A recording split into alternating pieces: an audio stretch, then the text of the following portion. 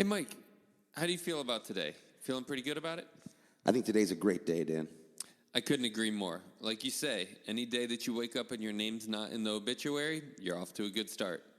Speaking of which, today's also a great day to start your own podcast.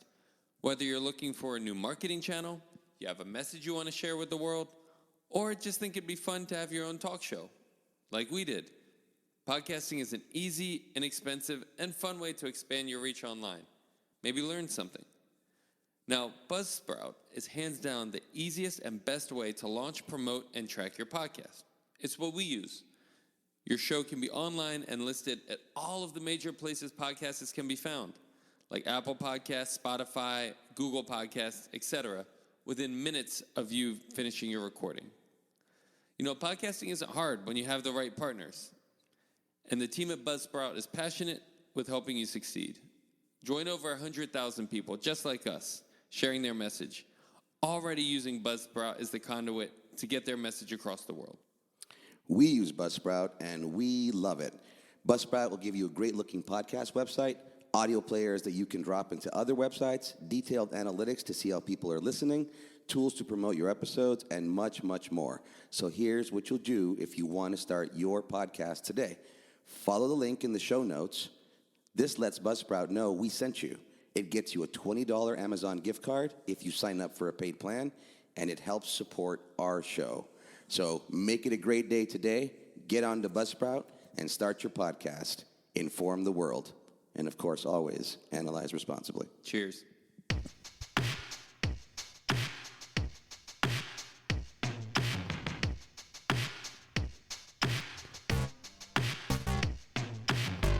Welcome to ABA on Tap, where our goal is to find the best recipe to brew the smoothest, coldest, and best tasting ABA around.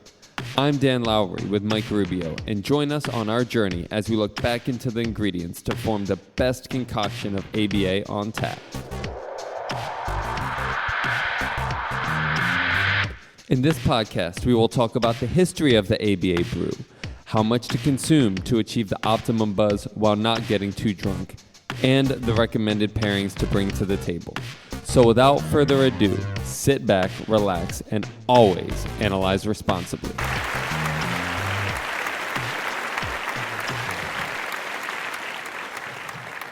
All right, and welcome to yet another installment of ABA on Tap. I am Mike Rubio here along with Daniel Lowry. Mr. Dan, how are you? Doing good, Mike. It's been a bit, buddy. It has been a bit. It's been a tough season, right? It's a lot of personal life getting in the way of podcasting and other things, but business is taken care of. Everybody's safe. Everybody's all right.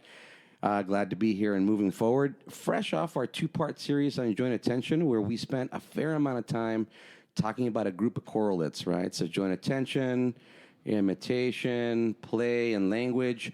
Whenever we say language in development, in behavior, then we have to talk about verbal behavior and more specifically things like verbal operants. So I know that given the joint attention work we did, you have come across some new ways to define or maybe look at these verbal operants, some new ways to organize our thinking and our structure our programs. So without further ado, I'll hand it over to you and you can get us started on this topic today. Yeah, definitely.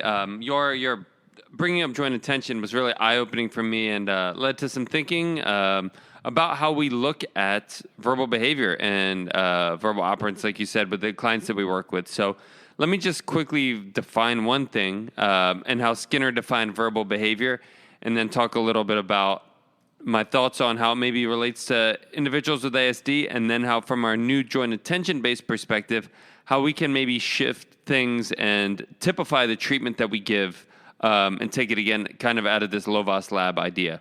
So first of all, Skinner always defined verbal behavior as any behavior that's reinforced through the mediation of another person's behavior. So that's kind of the perspective that we take on in ABA. We look at verbal as anything that I do that gets reinforced from someone else. So if I point to the water and somebody brings me the water, that's verbal behavior. If I look at the water consistently and someone brings me the water, that's verbal behavior. If I hand lead, that's verbal behavior. If it results in me getting reinforced. Anything that I do that results in reinforcement from someone else, verbal behavior. So I do just want to establish that. because historically, I think ABAs typically use this term nonverbal when almost all of our clients are verbal, but we are trying to talk about the term vocal, meaning speech and vocally speaking, or speaking, excuse me, vocally speaking. So we do obviously have a lot of kids that are non-vocal, but I think when we use the term nonverbal, we're actually doing a disservice to a lot of our clients because a lot of our clients are verbal and they are communicating through hand leadings, pointing, signing, crying, all of that. As long as they're doing that and it's getting reinforced by someone else's behavior, is considered verbal behavior. So I just wanted to get that on the table and get that clearly defined as we move forward. Before I get to the second part, Mike, anything you wanted to add? I think that's just a really good distinction because we do. So it's fair to say that all of us in our better minds or our daily minds, when we think of verbal, we're often going to think of language and words. And you make a really important distinction here, which is really what we mean is vocal behavior when it comes to words. And then if we get into the idea of vocalizations, you're absolutely right. Most of the behaviors that stereotypically we get seen as the guys to do the work on are those that are of extreme vocalizations, like yelling and crying. So there's a lot to decipher there and a lot to sort out so that we fully understand, number one, what is communication? As we work toward this developmental milestone of using words within a certain recognized language, like English or Spanish or what have you. And developmentally, that is just something that maybe we'll go into later, maybe some today, but really, really fascinating from a brain perspective to think that we're all sort of born and potentiated to speak all the languages. And then from a behavioral perspective, environmentally, we are then restricted to speak only those languages that are more commonly heard by our ears and so forth. So, again, a lot to decipher there. So I'm glad you make that clear for everybody because you're right.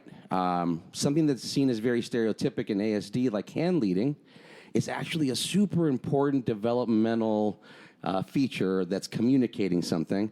And I'll go back to this example, but I've been trying to conceptualize with a lot of our staff and a lot of our parents and saying, if your child is hand leading, think about what they had to do. They were sitting in a certain location. Presumably, they had to think about an object, whether it's in sight or not in sight. Consider where they are relative to that object. Consider where their parent is relative to that object, knowing from prior reinforcement that if they take their parent to that location and do some sort of pointing or gaze shift, then now they might be manding for that object or maybe tacting or just sharing that experience. But I know you're going to get into that. So, again, I think that sometimes we take that for granted as to how cognitively rich some form of communication like hand leading is. If we're not careful, we might just boil it down to some sort of early on ASD trait and then miss the point as to how important a feature of communication something as simple as hand leading can be. So I'm really glad you start out with that. Yes, and also hand leading has to have some level of theory of mind as well, meaning that I want to show you where it is, meaning that you probably don't already know where it is and you don't know why I'm upset, which is really interesting, and we can talk about it in a future podcast, that when I was in college, I know the kind of prevailing thought with theory of mind is it comes around 4-ish years old for a lot of neurotypicals, but there's a lot of research saying it comes like in the 2s, but just individuals don't have the communication breadth to be able to articulate that they actually do have theory of mind. And then circling back on one other thing you said before we move forward, excessive communication. I like that term. I think we should hold on to that and talk about that in the future. Or excessive vocalization, I think is the word that's used, excessive vocalization for screaming and yelling. Because that's actually a really good point. If you think about it, like that's a vocalization. They're screaming. They're using their vocal cords to communicate a message. So that's really interesting, and I want to hold that term excessive vocalization because what we're trying to do is differentiate certain vocalizations to get reinforced to communicate certain items. And that's, we use differential reinforcement for the functional communication training, but a lot of kids are vocalizing. It's almost like if we went to China, right, and we spoke with somebody who only speaks Chinese, I can say the word ball like as many times as I want, but it sounds like nonsense probably to them, right? And I can communicate it by using hand gestures or pointing or stuff like that. But if I take all of that away and it's just vocalization, it means nothing, right? It's kind of like a scream. Yeah, no. Again, there's so much to sort out there, and you make me think of this right away, and I'll pass it back to you. But we spend a lot of time then thinking about tone of vocalization.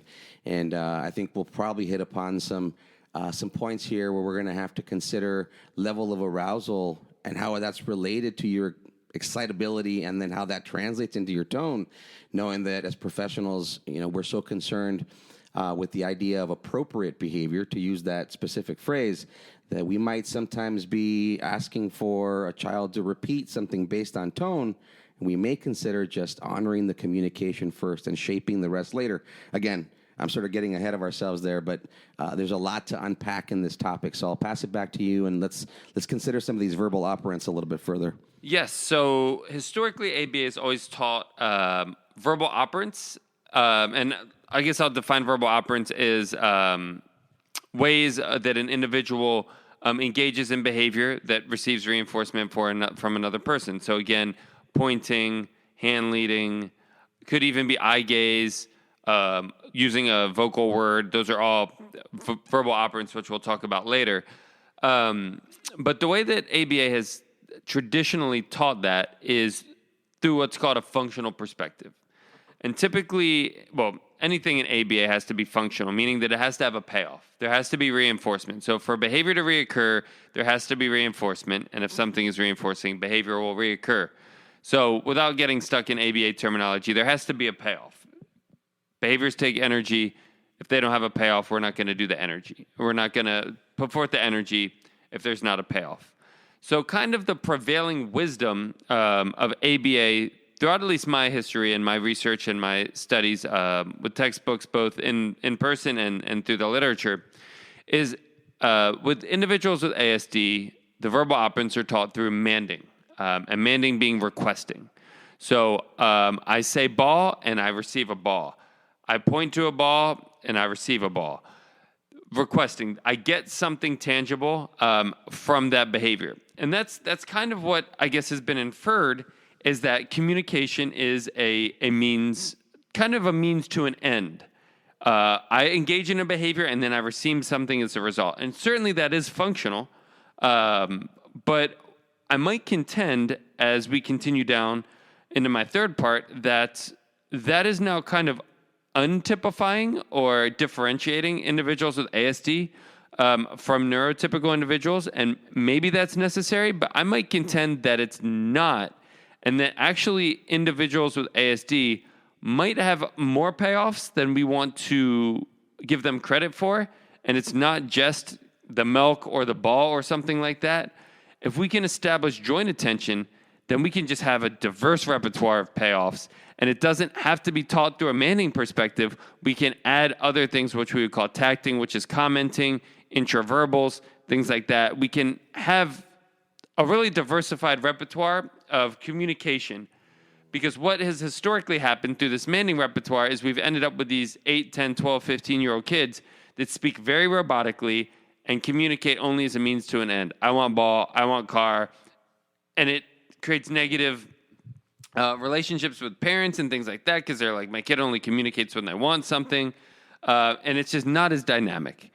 So that's the second part before I get into how we could get this joint attention piece in. Let me pass it to you, Mike, if there's anything you'd like to add before we move into the third part kind of my theory. I'm just really interested in all the points you're making here. I think, and if I haven't misunderstood, I think what becomes very interesting is that in our better task analysis, we took this prevailing premise and maybe over-enforced it. So we put it first, and something that now had to go through some sort of mastery criteria, and maybe sort of to the lack of benefit of the rest of the operants, is what you're saying. So it's not to say that manding doesn't come first developmentally. It's just to say that it doesn't come first and exclusively first. And in our programming, we may have made the fundamental error of putting it first, but more importantly, to our error, putting it first and then putting it through some sort of mastery criterion, which prolongs the exposure now of just this idea of manding to the benefit, to the absence of the rest of the operants. Is that kind of fair to say? Yes, absolutely. And that also brings me to, I think, something that's very important and very pertinent and relevant to even some former colleagues that we've battled, is the concept of a manding trial. I think ABA has been historically, so, oftentimes goals are written 80% of opportunities across X amount of sessions. What exactly is a manding opportunity? Theoretically, those should be infinite if you're in a stimulating environment.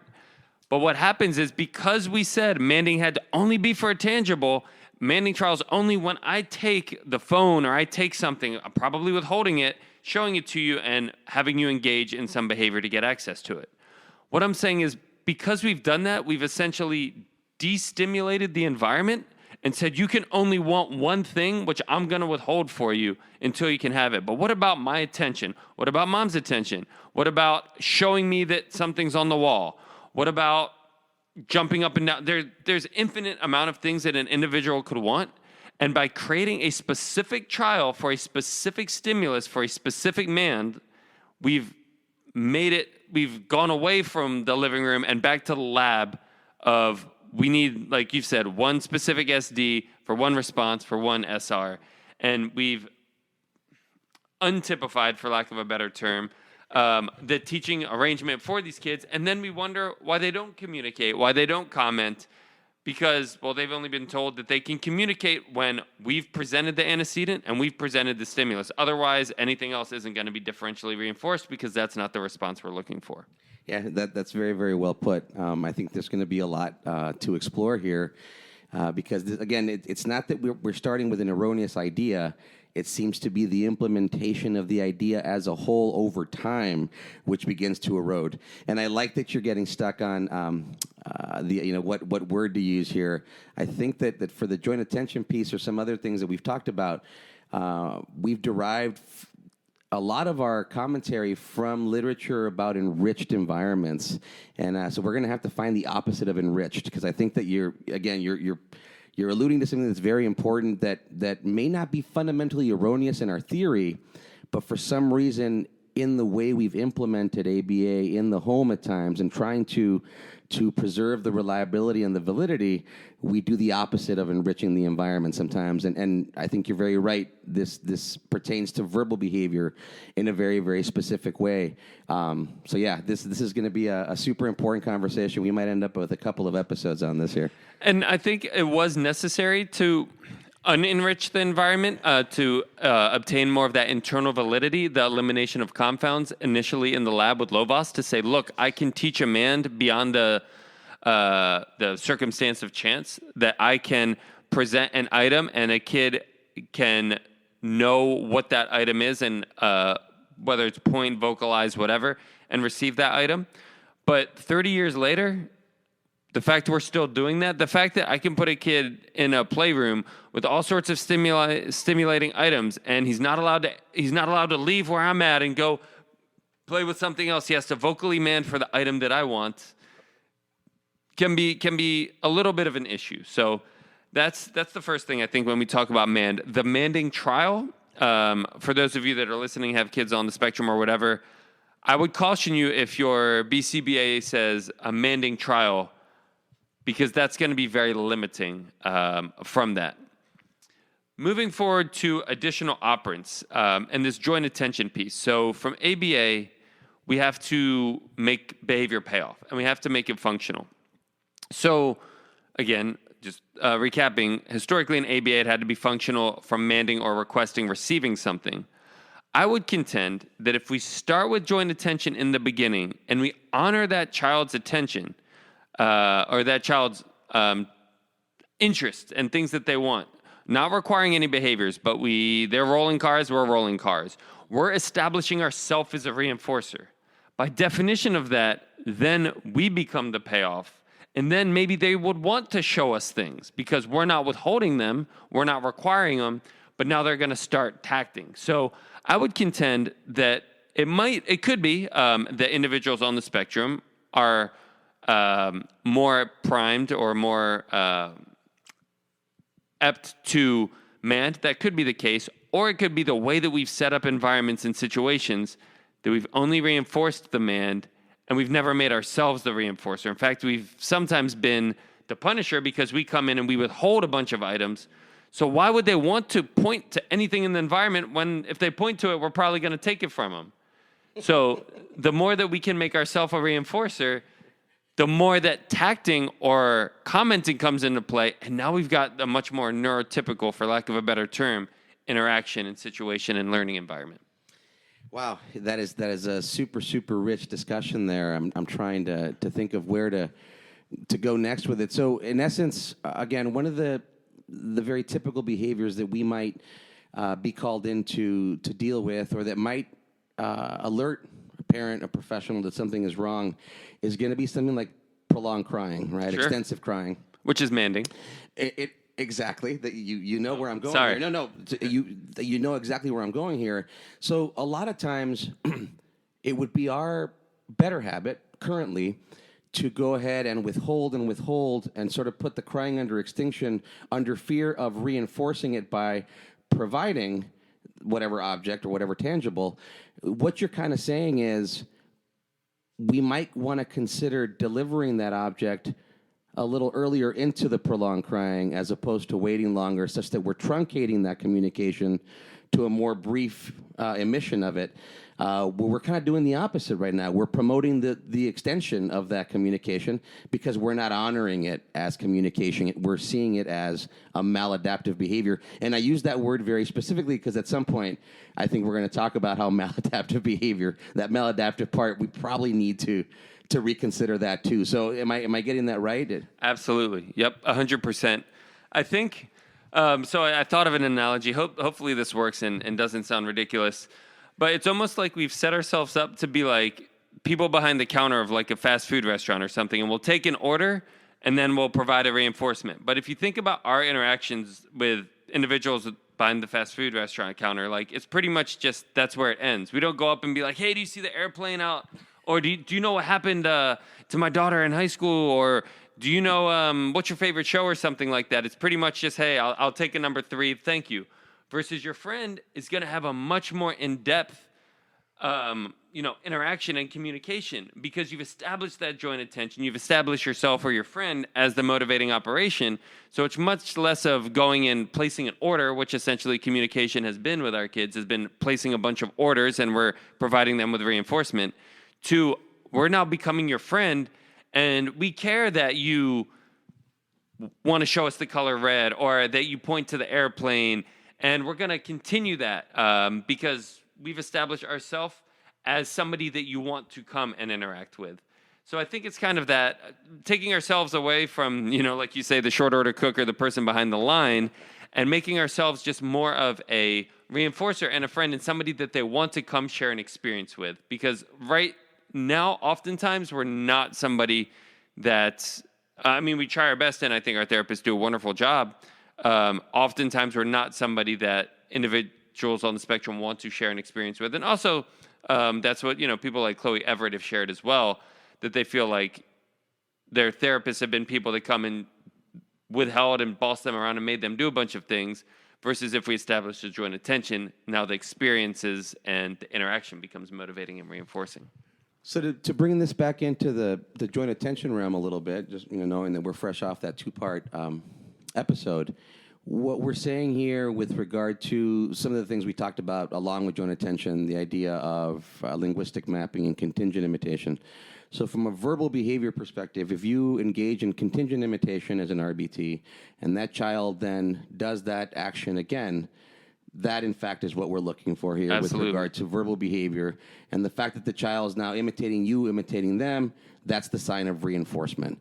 And in fact, that would be a beautiful little capsule of intrinsically based reinforcement, which is something we've been after forever with regard to our failing generality in many ways. So let me just continue that idea. So if we don't give them a cookie or an iPad or something after that imitation, like you said, there has to be something internally or reinforcing between that relationship between us. Yeah. That's the only reason they would do it. So I'll pass that back to you. But again, talking about the diversity of reinforcement. Yeah.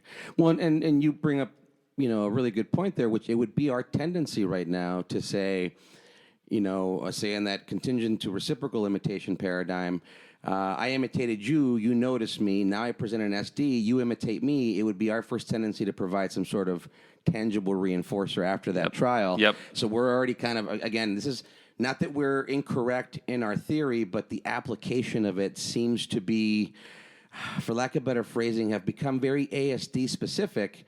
And not that that's a problem in and of itself, but the more ASD specific it becomes, the more we're actually applying things in contrast to something now deemed neurotypical. And I don't want to get myself in trouble there. There's a diversity amongst all of us from a neural perspective. We're talking about certain behaviors, or those behaviors under the dome, right, of that curve, and then specifically now looking at people on the left-hand side of that tail who aren't accessing their environment in the way the general population is. And not that everybody needs to be the same, but again, the more we become ASD specific with our products and procedures, the more we are kind of differentiating a certain population from the greater population. So there's a little bit of confusion there as to what's deemed special, exceptional, what is inclusive. It gets a little muddy if you think of it that way. Yeah, absolutely. It's kind of like you come home and you give your wife a hug and she smiles. Well, that smile is reinforcing for you. She doesn't have to give you, something else like right. cookie or an iPad. That smile, or I know you are part of a band, and obviously one of the reasons bands perform is because they get paid, but a lot of bands perform for free. And why? Because that interaction they get with the audience, the smiles, that energy, things like that becomes reinforcing. And even without getting paid a tangible reinforcement, they would continue to perform because that's now motivating. And that's what we're trying to establish through joint attention. How do I make my smile? How do I make my kid, or not my kid, the client that I'm working with, my smile motivating to that kid without, the tangible reinforcers and things like that? And if I would contend that through the joint attention that you've talked about, if I can spend more time making my smile motivating to that client, they will communicate a lot more. They'll do chores. They'll follow instructions. They'll do all of the specific task analyze skills that we want later. They'll do them a lot more if we can invest on the front end on that joint attention and making ourselves more motivating. I see a lot of times, too, that parents will say, well, my kid should just clean the house because I want them to clean the house. They should do it because they want to contribute to the house, or they want me to be happy. Why do I have to give my kid something? Why don't they just want my parent to be happy? Well, because you probably haven't established yourself as a reinforcer, and there's no value in you being happy to the kid. So that's what we're trying to say, is if we can, in the beginning, show them, hey, I can play with your toys too, and look, I can make your toys cooler, and we got their attention, and we make their toys cooler, then there's a relationship. Then the more that we can do that, the more that we're engaged, the more that we can show them that, hey, if I'm happy, I make your toys even cooler. Now there's motivation, now there's a payoff, and now them trying to please us becomes motivating. And again, it's not trying to please us as in they need to please us to make themselves happy, but it's kind of a reciprocal thing. The more that you can please us, the more that we can please you, and vice versa, because we're starting with pleasing you. So we're not saying you need to please us first. It's we're pleasing you first so that you learn that value. Now joint attention comes in. Now communication, I think, becomes a whole lot more rich. You're hitting upon something that I may have mentioned in the joint attention episodes, but one of the main reasons I was so intrigued by contingent imitation and linguistic mapping is that it forced us to come in and pay attention to what the child was doing. And not necessarily come in thinking that we already had every single program templated and ready based on developmental milestones. And again, yes, I'm being a little bit critical of that latter explanation, but with good reason, in the sense that we didn't necessarily, we almost overgeneralized and said these are the developmental milestones, again, really trying to fit in this neurotypical realm. But again, the reason that I was really attracted to those two procedures that come in conjunction with joint attention is that it forces us to pay attention, right? If we're doing contingent imitation, you have to watch the child and do what they're doing within reason, from their sounds, their facial expressions, their movements. If you're doing linguistic mapping, you have to pay attention to what they're doing. And I think that's something that maybe we lost along the way here, knowing that, yes, we're very, very bright, very well-intended individuals who do a lot of task analysis, but you're beginning to elucidate how we might have, put the cart before the horse in many ways based on that task analysis. This is really interesting. Yeah, paying attention and problem solving. Those are, I can't stress that enough. I agree with you wholeheartedly of paying attention and following the kid's lead. And I think that also gives perspective on how verbal our kids are and how much they're actually doing. I asked them to come here and they run away. That's a verbal operant. They're telling me they don't want to do that activity.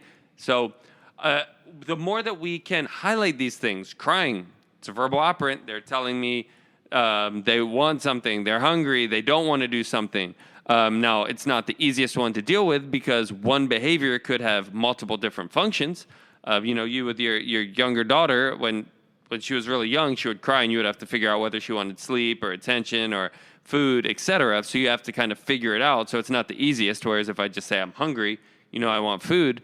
But the more we can highlight these behaviors, the more I think empowering parents will feel that their kids are actually engaging in interactive behaviors. They're engaging in manding. They're engaging in these verbal operants. So when we say your kid's nonverbal, a lot of times parents are like, oh, that my child's kind of in their own world and they're not communicating. But if they're doing these things, they are communicating. They are verbal. They are manding. Sometimes they might be tacting, but that's a little bit trickier, as we've talked about. But they're already engaging in all these mands. So I think that before I move back to the joint attention piece, I don't know if there's anything you would like to add, Mike. Just highlighting all of these behaviors that these kids that are typically considered nonverbal are all actually engaging in, and the interactive and socialization that they actually are engaging in. And just because it doesn't hit our idea of a social interaction being, hi, Mike. Hi, Dan. How's your day going? That has to be a social interaction. And if it's not that, it's not social. Actually, our kids are engaging in a lot of social interactions. So you bring up a really interesting point for sure. We've almost overly titrated or overly boiled down this idea that if we're going to run a manding trial, there is only one possible thing you could be manding for, and therefore, based on that lovely work that Lovas did, we have to repeat this trial for this particular item, not considering any sort of satiety that might happen around the fifth trial if you've already received the item 5 times, not to mention the withholding and takeaway part of it. And what you're kind of saying is they're probably manding for 1,000 things throughout any given session. We've just decided that it's one thing that they could be manding for. Is that paying attention piece that you brought up, just going back to that, right? We were only paying attention to one specific R response. It had to be, I want iPad. We didn't notice the 50 other things they were doing in that time. That's why language mapping is so important, right? Because we're now linguistically mapping that. We're labeling it, and now we're like, oh, even if we say, like, you're running away, oh, okay, they're running away. Like, we're bringing it from almost like the subconscious without getting like too in depth there to the conscious, or at least when we label it, now it becomes a thing. It becomes part of the environment and it brings it to our awareness. So yeah, like you're saying, that paying attention piece to everything in the environment is really important, because we've all often said individuals on the spectrum aren't very environmentally aware, but maybe we set that up because we only want them to be aware of one specific stimulus in the environment. We've titrated all they can be aware of to one stimulus, when maybe they're actually really aware of a lot of things, but we're not aware of that. I like the way you put that. So you're trying to set up your session, and you sit down somewhere, in front of a table with an extra chair for the child, and you say, "Here, come here, sit down." And the child runs away.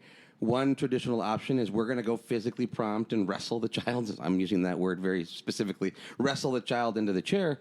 Or I like your example, which is, oh, you don't want to come here. You want me to go over there maybe. So now I'm going to go over there, and if you come back this way, now I've got you in the situation I wanted you in, knowing that whether or not you sit isn't really the important part. It's how we begin the interaction. Now, at some point, if we do that iteration, 100 times, then come here, sit down might make sense, knowing that you've achieved that at some point, and you can actually label it or map it and say, hey, we're sitting on the chairs, and then now I can provide an activity or some sort of reciprocal interaction, which becomes the reinforcement. I think you're absolutely right. We've erroneously identified a lot of tangibles, and not that the tangibles don't have a reinforcement value, but again, we've maybe erroneously identified those first as the main aspect of reinforcement, where it's inevitably the interaction. So even some of the more difficult behaviors that we deemed as attention function, instead of giving that attention in some way, shape, or form to quell the behavior and then restart and get other things going, we've done things like blanket ignoring or just sort of this, misinterpretation of extinction where we're not paying attention at all to the communication because it sounds like that undesired sound that is associated with the diagnostic trait somehow, knowing that the child isn't using a lot of words, for example, but they're crying for extended periods of time.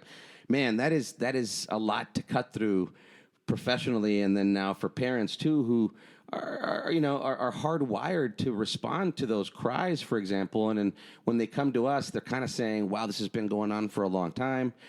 This is happening devoid of any sort of understandable, word-based language, and we don't know what to do." So naturally, we come in, do our task analysis, but we might be getting this wrong. We might not be honoring the communication of the cry or the shout or the yell quickly enough in order to address it and then move forward.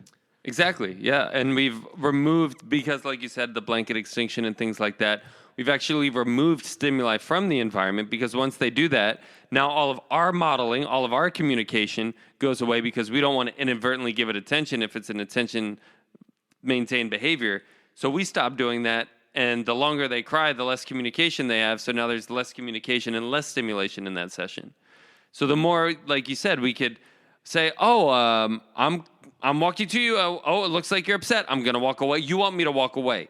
Giving those language models with the linguistic mapping, even at the risk of maybe reinforcing. So maybe they start to look away with that scowl every time. So we're giving some language models, and then we're teaching them that, hey, you can control us with your behavior before we need to control you with our behavior. Oh, okay, you don't want us to be there? Okay, I'm going to leave.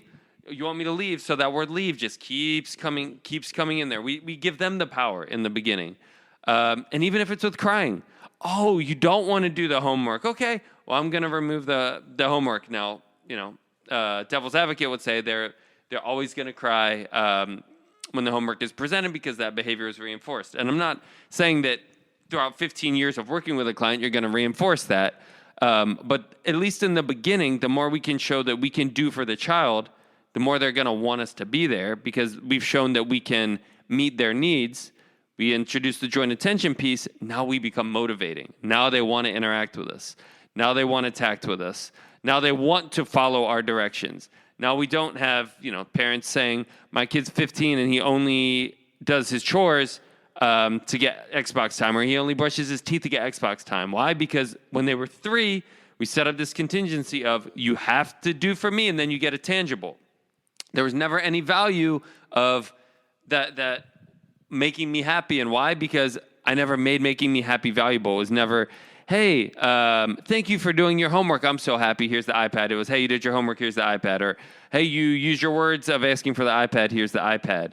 So we lost that whole interactive piece and that whole joint attention piece, which, again, I just want to highlight because I think it's so important that you're bringing that back up. And if we can spend the first X amount of sessions, and it might be longer than we want, but I would contend that it will pay off much longer in the long run.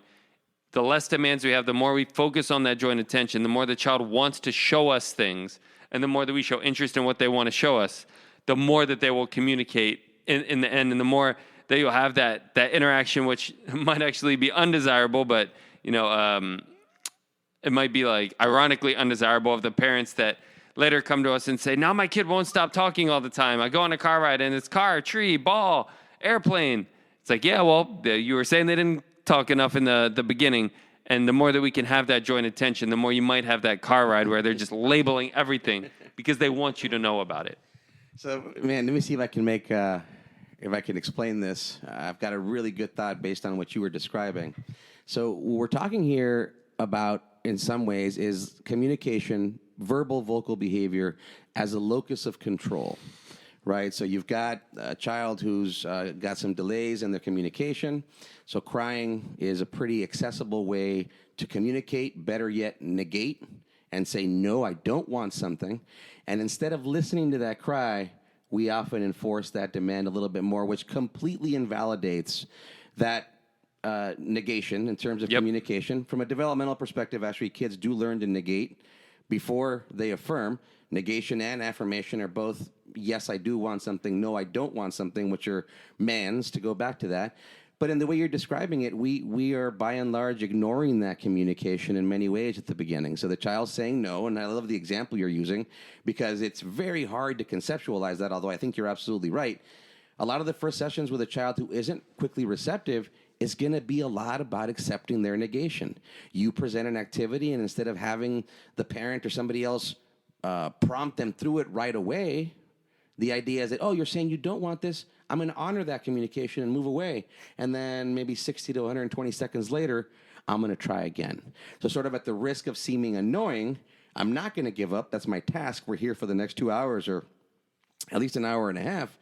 But we have this concern that by honoring that initial negation effort from the child, that's the way it's always going to be. What you're saying is, no, that's just going to solidify the negation piece. That'll probably bring the level of arousal down towards some more baseline, which is going to make the child more receptive and more prepared to then accept the tasks in the future. But it's really hard for us to conceptualize that. We do. You're absolutely right. We get stuck on this notion that the moment we honor that communication in that undesired form of crying, now that's the only communication that we're going to be establishing, and now the kid's going to cry forever. But that's just not the way development works, and especially not in the way you're describing the environment that you're constructing, which is, firstly, I'm here to be in your proximity, within your consent, whatever that looks like. So if you're crying and saying no, I'm going to move away respectfully. Yep.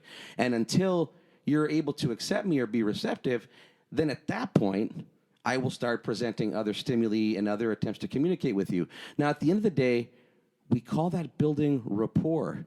That's not what we do, unfortunately. But I think if you look up that word, that is what that is. And it's rapport now with a young child who is, largely delayed, or commonly delayed in their language based on our experience, and therefore accessing that cry, which has now become a inherent trait of the diagnostic. So we're trying to reduce that, knowing that reducing it might mean honoring it at first. That's a little bit counterintuitive, but yep. I agree with you 100%. Whew, that was a lot of rich stuff there. The building rapport is interesting. It even goes to like the occupational therapy stuff that we talked about, how we're the behavioral experts. We're not even the experts on building rapport, and it's funny because I do trainings on that.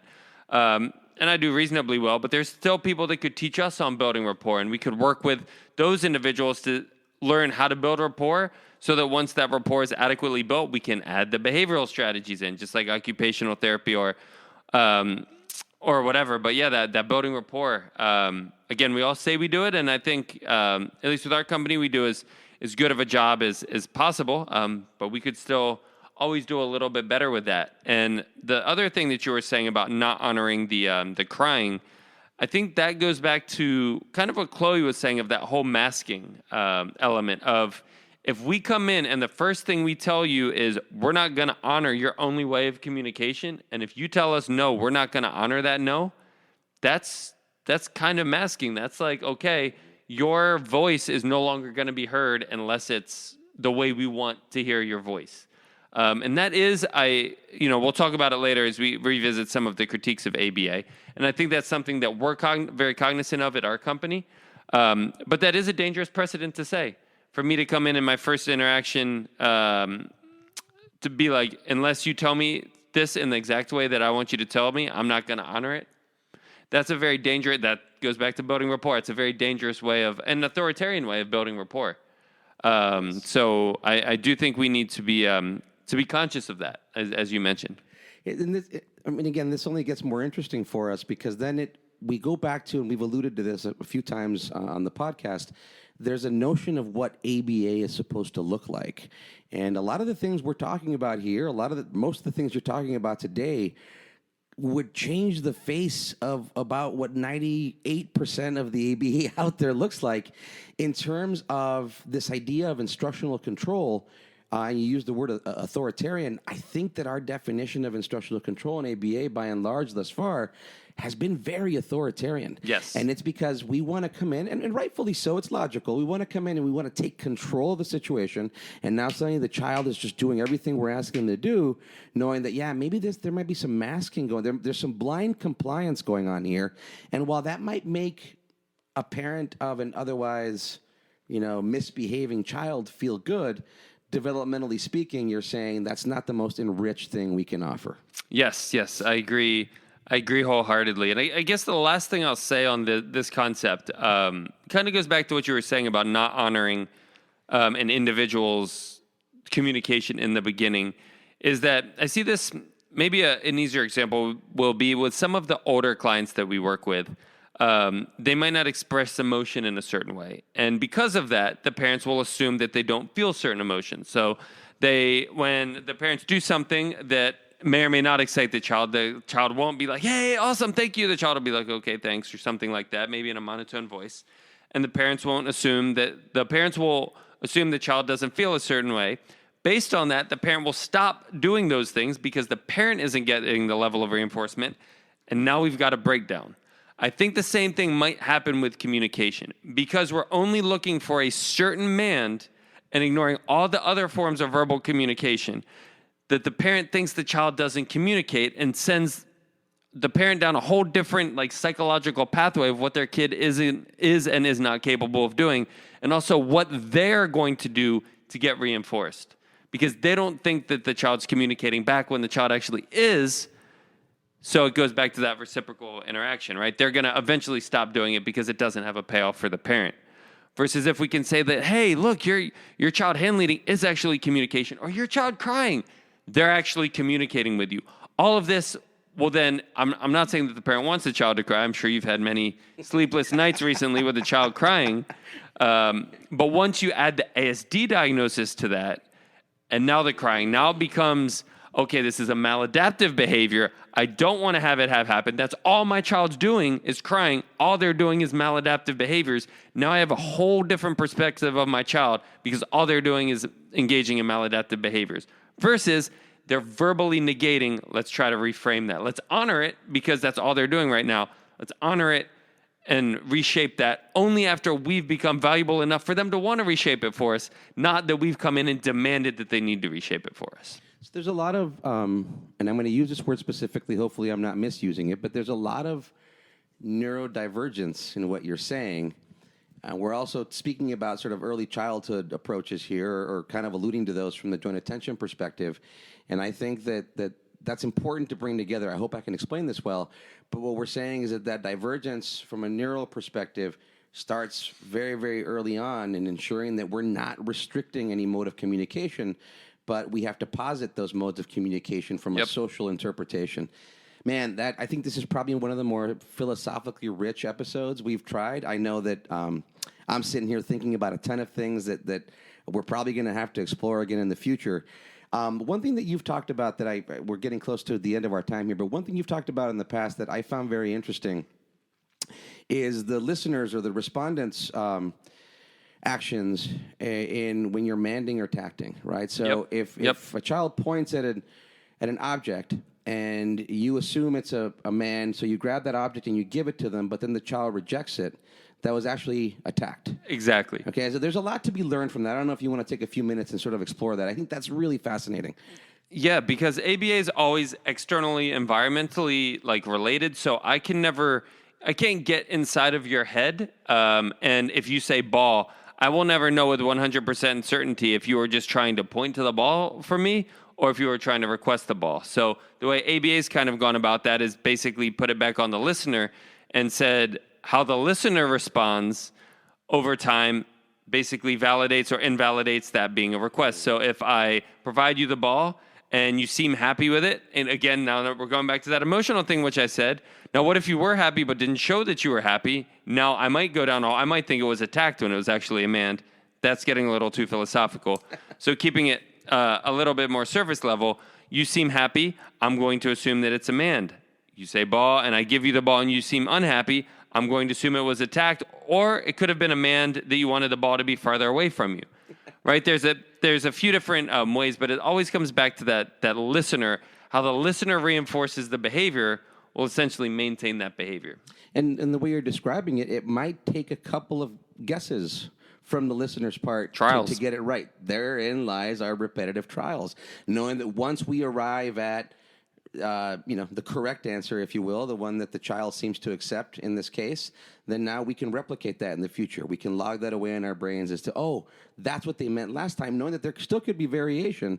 But and if we think about the way we've traditionally come in, we've already predefined all of those contingencies from the beginning. So with this discussion, you're really turning things on their heads, knowing that now we run the risk of coming in and not seeing very authoritarian or very in control as we build this rapport. And experientially, we know that there's some risks or some confounds to be faced with that when parents say things like, well, all you guys are doing is playing, and it's like, okay, I understand that, because that's not going to help you therapeutically in the face of the tantrum. But at the same time, what we're saying is addressing that tantrum behaviorally is not the only way to address the tantrum.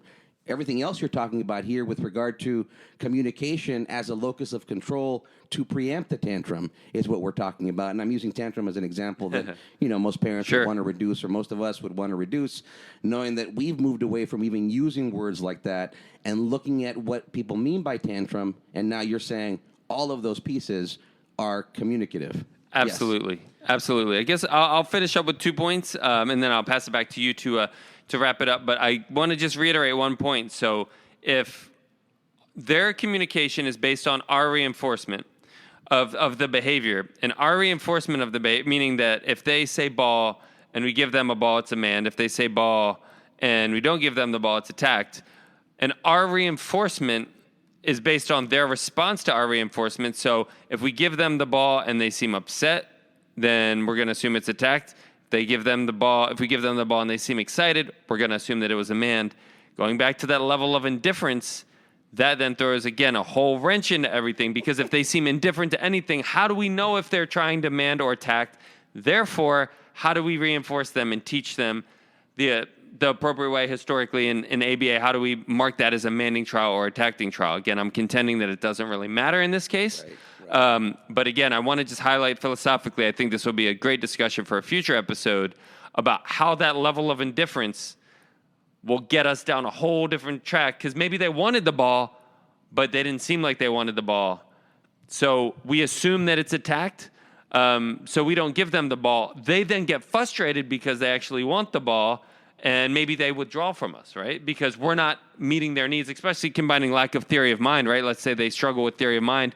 Well, mom should know I want the ball because I'm saying ball, but she's not giving me the ball. Now that's going to create a chasm in our relationship because they lack theory of mind potentially. So that gets down a whole different realm. But I do want to highlight that I think that that indifference and our presumption of individuals' responses by how their reactions manifest is much more impactful into our treatment than we think it is. So you made me think of something. I hope, again, I've said this a lot during this episode. I hope I can explain this cleanly.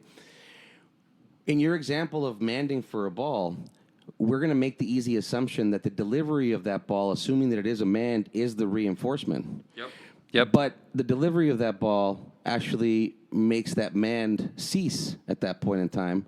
Might make it more likely in the future, where in fact, if you say to that child, no, you can't have the ball, their manned might be repeated, meaning that even a negation of their request is reinforcement. Exactly. So we often, and you made this point earlier, we were talking about this earlier, we're always looking toward the extrinsic tangible reinforcement because it's the one we can define. What you're saying is even in negating that manned and honoring that request, or honoring or saying, no, you can't have the ball, that's actually the reinforcement to the communication. And they're probably going to communicate a lot more once they realize that's paying off, right? So the payoff doesn't have to be a tangible. The payoff could be a million different things. It could be you leaving the room. That could be a payoff. It could be mom entering the room. It could be a sound. It could be a bunch of things. The last thing I'll say is, so this has been very philosophical. I hope it's made sense. It's definitely impactful for us on how we implement ABA and how we'll bring it back to our team. Is what would this look like? So I want to highlight this joint attention piece and what this would look like from an ABA therapist. So maybe things to look for and to look out to maybe not see with your current ABA therapist, and questions to ask. So Mike's talked about with a lot of his sessions now, there's no withholding. And I would contend that's a great example of joint attention. So instead of us coming and playing with the kid and seeing the things that the kid's engaged in, which is what, kind of historical ABA would be, kids playing with the train. I see he's engaged in the train. I'm going to take the train maybe have a power struggle, maybe not. Hopefully not have a power struggle, but maybe when he's not looking at someone, we grab the train, have him communicate, and then give him or her the train. What might be better from a joint attention piece is we're playing with something else as they're playing with the train, or we're engaging with a stimulus that makes them orient to us. So we're never taking it. We're creating the motivating operation outside of what we need to be more exciting than what they're currently engaging in. And if we can't be more exciting than what they're currently engaging in, then we're already working at a deficit. And I would contend that we're probably already losing, because then we're operating on a negative reinforcement contingency on you basically want us to leave. So we need to figure out how we can get their attention without withholding what they're currently engaged in. That's joint attention. That will make us the motivation and the reinforcer. And I would contend that would lead to more rich and tacting experience than the more, behind the desk manding experience that they're getting from a lot of ABA therapists currently.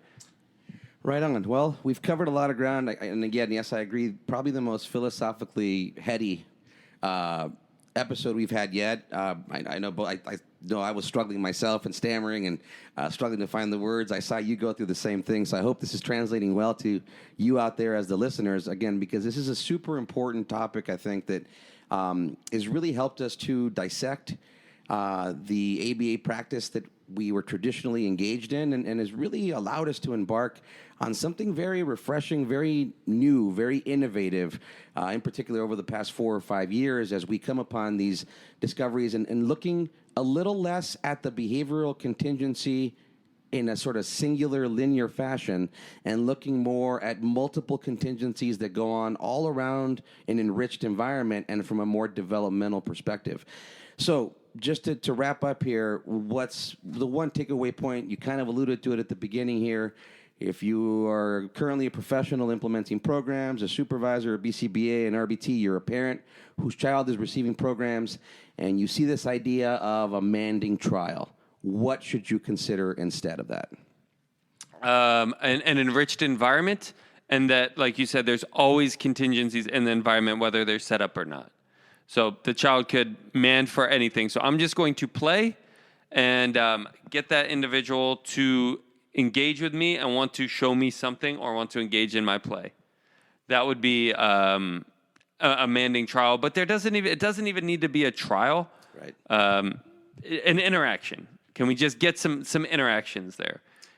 So we're really paying attention not just to the vocal behavior, but now the redefined verbal behavior, the gaze shift. There it is. The pointing, the reaching, the hand leading, which we might mistake as a stereotypical or stereotypic feature of ASD, but developmentally it's something that's very rich. It just seems to persist in individuals who may not then develop spoken word, for example, right? Sure. So yeah, if I need something, I'm going to go find you who can help me get it, take you to that object, and then find any way to get your hand toward it so you can reach it and give it to me.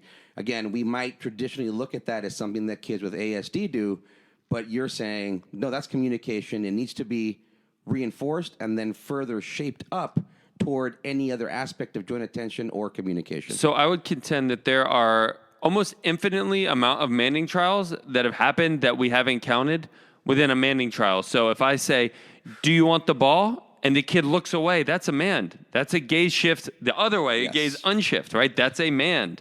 They didn't, but that would be considered a minus because they didn't say, I want the ball.